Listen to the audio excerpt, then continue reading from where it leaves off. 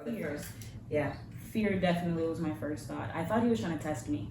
He had just become an elder, and I thought it was like this unspoken elder rule that if you have family members around you, especially the weakest ones, which at the time everyone was telling me that I was the spirit, like the weakest spiritually in the family. I thought that was him like trying to catch me in a moment. And at the time there were so many things that I was hiding about myself and trying to deny to myself that I thought he had like uncovered it and seen it before I had even seen it. Right, because elders know everything, right? Like everything. No joke, they really stake out houses and jobs to make sure that people stay in line. So staking out houses? No, they really we have stories. So it's not far fetched to think that. Okay. Yeah. All right. What are the stories? Can you tell the stories? When I was exiting, they definitely staked out my house and were like peeping through my windows and like tried to like catch us in lies and like, oh no, you guys are scheming and like just calling us from phone numbers that we don't recognize, or we would recognize it and it would be like the elder's wife, so that we would answer it thinking like, oh, it's just a sister that wants to check on us, and it's the elder on the other line. And then they're recording. They have you on speaker because they're actually in the elder's room and talking to them. Right, because they have to have a 2-witness rule to kind of get you caught up. Yep. Yeah. So that must have been hard. So here comes your elder brother, by the way, telling you like, hey, I don't believe this is real. And you thought this is a setup and you're not going to catch me slipping, right? I thought it was a setup, but me and Max, she was able to confide in me, and I was like starting to learn like, oh, this is real. This is actual fear I see in her eyes. Like she's actually at distress. And I think he took me out for dinner and just told me everything. Like from the car ride to when we got there to when we were eating to when I had to get a drink because what he was telling me was intense. it was a lot. He unleashed it all onto you. I'm glad he did because when he said it, it wasn't like I need to tell her everything now, like she needs to get out. It was like I need to get this off my chest. And learning what I did, I could understand why he needed to talk to somebody. I mean, I spoke to her not right after, but while I was going through my process, I spoke to her and I could understand like the fear he felt speaking to his wife. Yeah. This is my best friend. And I thought I was going to lose her because she hadn't expressed to me any of her doubts yet, I'm sure, because she had the same fears. And so I thought like, if I tell her, not that she has to leave with me, but like, will this be the end of our friendship? So it was like a fear not only to lose my friendship, but to lose my family members, to lose everyone that I had grown up with. All at once, just because you have a different belief system. Yeah. So you had that initial reaction was fear, which is the same thing. Everyone has said the same thing, that fear is the initial reaction. How did you push past that to be brave enough to share this with Tara? Research. It just made me very angry. And I knew that if she knew the things that I was finding out, I didn't think she would be as angry, but I knew she would be heartbroken. And so it wasn't a matter of like, I need to be courageous enough to tell her. It was like she deserves to know what she's dedicating all of her life to. Right. And not happily. Like I could tell she wasn't happy in it. And so I was like, why suffer in something you don't even want to be in, and it's entirely BS. Right. Yeah, because you're coming from a loving place. Because you know that she has that faith ingrained in her. You know, I think your background of your story is that your dad was a witness and kind of his faith was weakened, you know, when your mother passed away and you reconnected back, you know, with them. And here you are coming back into it. Like, I made it back, y'all.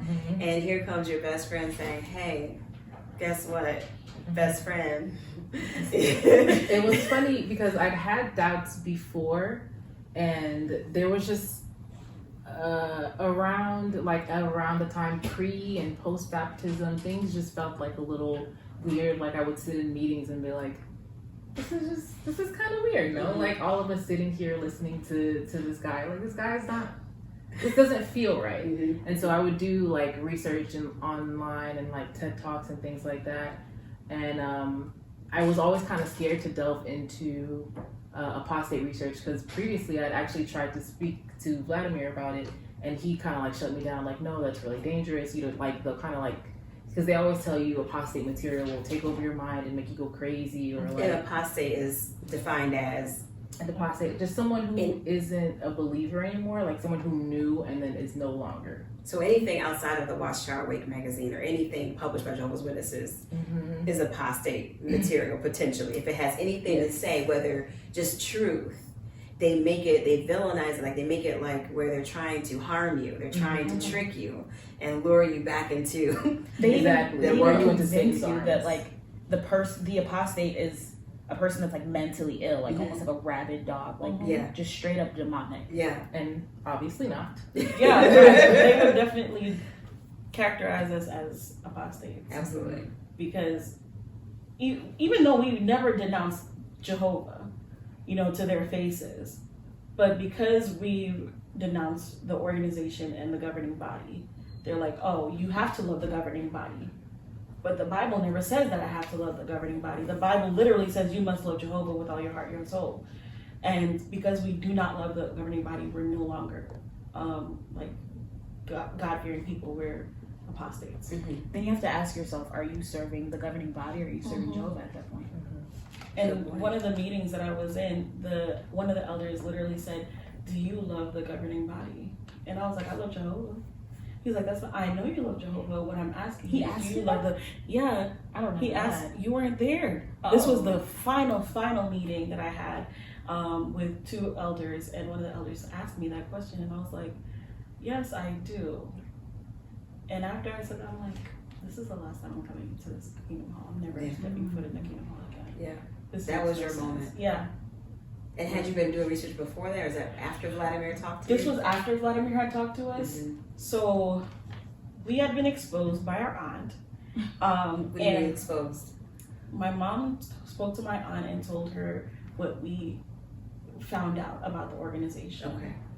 And my mom was just venting. She needed a supporting ear. So wait, so you all went to your parents as a group? Yes. We literally were sitting in this living room. Okay. Yeah. Oh, wow. Okay. So take us back to that moment. You got mom and dad that raised you for the first couple of decades of your life, sitting here, who you love and adore dearly, and who's raised you to believe a certain belief system, and are proud of you, right, for sticking with it and being baptized. And they have all these moments and they're happy for you, and their whole world is great. And they got all their kids and loved ones in the same spot. So here they are sitting down.